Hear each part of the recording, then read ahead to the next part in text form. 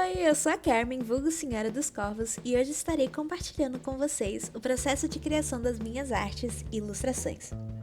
O processo criativo são todas aquelas etapas pelas quais você passa do início à finalização de uma arte.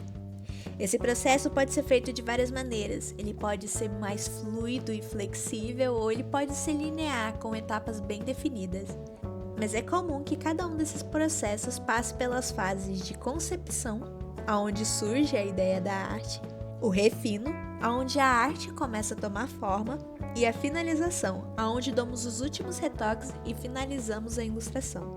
Lembrando que eu estarei apresentando aqui o meu processo criativo e como eu faço as minhas artes. E isso não é uma regra, você pode fazer a sua arte do jeito que você se sente mais confortável, adaptando etapas, pulando algumas se você achar necessário.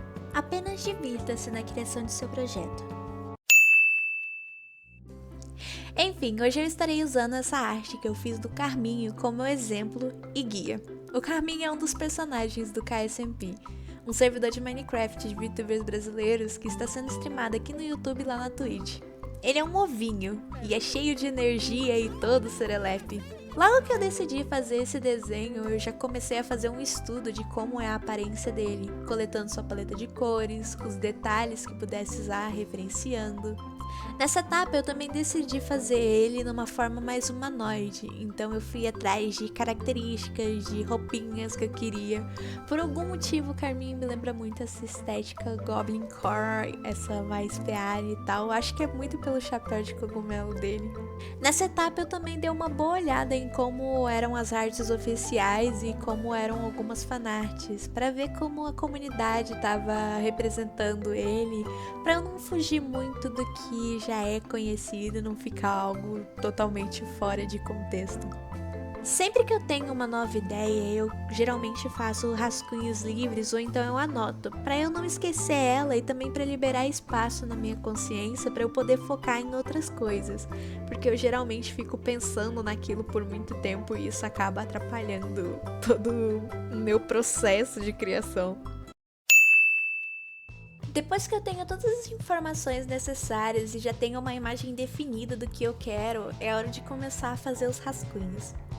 De primeira eu imaginei ele sentadinho no telhado da casa dele, mas eu mudei de ideia e decidi optar por uma pose abaixada de cócoras. Só que daí eu olhei pra ela e não tava me agradando muito. Então eu fui atrás de referências de poses mais dinâmicas e fotogênicas e acabei encontrando essa, que eu achei que ficou perfeita pro que eu queria, e ela virou a minha referência para essa terceira pose. Eu gostaria de ressaltar que tá tudo bem você usar referência nas suas artes. Todo mundo usa, seja para estruturar, para detalhes, para composição. Os artistas são bem conhecidos por fazer suas próprias referências também, tirando fotos, criando galerias de imagem, para sempre ter essa galeria visual bem ampla ali disposta para você. Eu mesma já fiz muito isso de tirar foto de mão, de pose assim que eu queria desenhar e não tava achando referência, então eu mesma criei as minhas. Mas lembre-se, o importante é que você não trace por cima das suas referências, e sim tente entender as formas que estão compondo aquela imagem para que você possa agregar e deformar elas da maneira que você mais quiser, assim, que mais lhe agradar e que mais for conveniente. Além disso, uma vez que você tenha entendido como as formas se comportam, logo você vai estar conseguindo fazer essas artes de cabeça, sem muitas referências ali para você se guiar. Então é importante você estudar sim as referências que você está pegando e não só copiar elas. Como eu tenho mais facilidade para trabalhar as formas do tradicional, então a maioria dos meus rascunhos são feitos nesse meio. Eu geralmente tenho uma ideia, eu já puxo o caderno e risco ali mesmo. E existem muitas formas de você enviar esse rascunho pro digital. Você pode escanear, mas o que eu faço é bater uma foto, jogar essa foto no programa e traçar por cima do meu próprio rascunho ali um rascunho bruto de como eu quero que a arte seja. Eu adiciono mais detalhes, eu corrijo a forma, eu confiro as proporções E ainda nessa etapa mesmo eu faço ali uma limpeza desse rascunho, deixando ele o mais perto que eu quero da line final. Isso me ajuda a enxergar o desenho melhor e muitas das vezes eu limpo tanto o meu rascunho que ele acaba virando a minha line art, então eu não preciso me preocupar tanto com ela.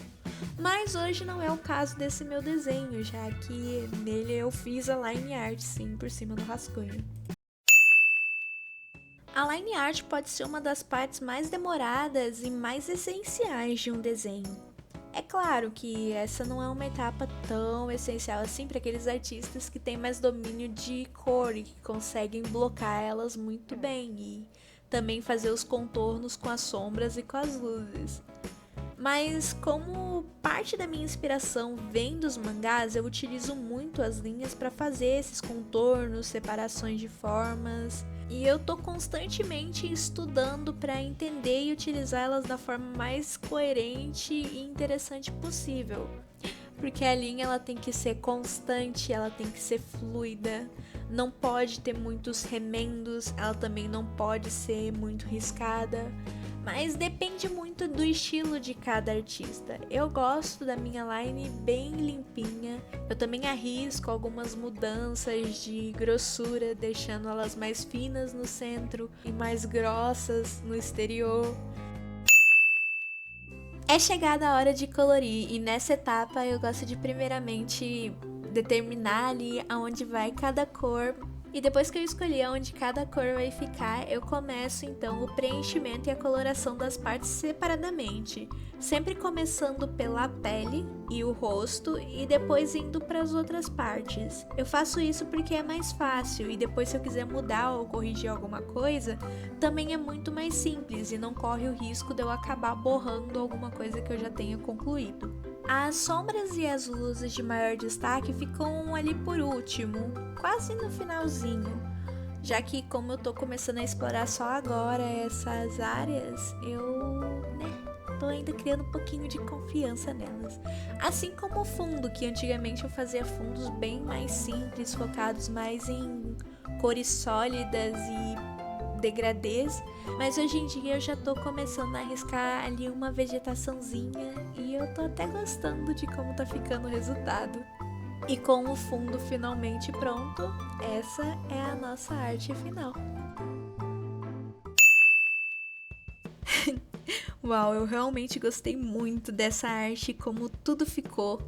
Eu confesso que encontrei algumas falhinhas e alguns defeitos depois que estava tudo pronto, mas isso faz parte do processo e eu sempre posso melhorar na próxima. Se você gostou do vídeo, deixa o like, se inscreve aí no canal e conta aí pra gente nos comentários qual é a sua parte favorita do seu processo criativo. O meu certamente é o rascunho bruto, eu adoro ficar ali brincando com as formas e rabiscando à toa. Bem, a gente se vê por aí. Bye!